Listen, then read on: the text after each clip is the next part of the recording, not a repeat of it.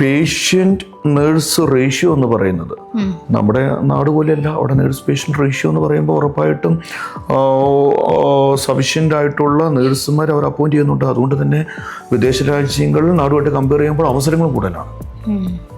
ഒരു കുറച്ച് നാൾ മുമ്പ് വരെ യൂറോപ്പിലേക്ക് കൂടുതലായിട്ട് നേഴ്സുമാരുടെ ഒരു കടന്നുകയറ്റം ഉണ്ടായിരുന്നു. പക്ഷേ എന്നിരുന്നാലും അത് വീണ്ടും ഇപ്പോൾ പയ്യെ പെട്ടെന്ന് എല്ലാവരിലും അല്ല, ഇപ്പം മെജോറിറ്റിയും കുറേ ആൾക്കാർ ഇപ്പോൾ ടാക്സിലൂടെ സേവിങ്സ് കുറവാണ്. യൂറോപ്യൻ കൺട്രീസിലോട്ട് നോക്കുമ്പോൾ അവർക്ക് ടാക്സ് എന്ന് പറയുന്ന എമൗണ്ടിൽ തന്നെ നല്ലൊരു എമൗണ്ട് രീതിയിൽ തന്നെ നല്ലൊരു എമൗണ്ട് പോകുന്നുണ്ട്. അപ്പോൾ അവർക്ക് ആ സേവിങ്സിൻ്റെ വ്യത്യാസം കൊണ്ട് തന്നെ പിള്ളേർ ഇപ്പോൾ ഒത്തിരി നേഴ്സുമാർ അറബ് കൺട്രീസ് സെലക്ട് ചെയ്യുന്നുണ്ട്. അതുപോലെ തന്നെ കെയർ വിസ വന്നതോടെ യൂറോപ്യൻ കൺട്രീസിലേക്ക് നേഴ്സുമാർ അറബ് കൺട്രീസിൽ നിന്ന് മൈഗ്രേറ്റ് ചെയ്ത് പോയി. എന്നിരുന്നാൽ പോലും നേഴ്സുമാർക്ക്, നാട്ടിലുള്ള നേഴ്സുമാർക്ക് അപ്പോൾ അറബ് കൺട്രീസിൽ വേക്കൻസി കൂടി.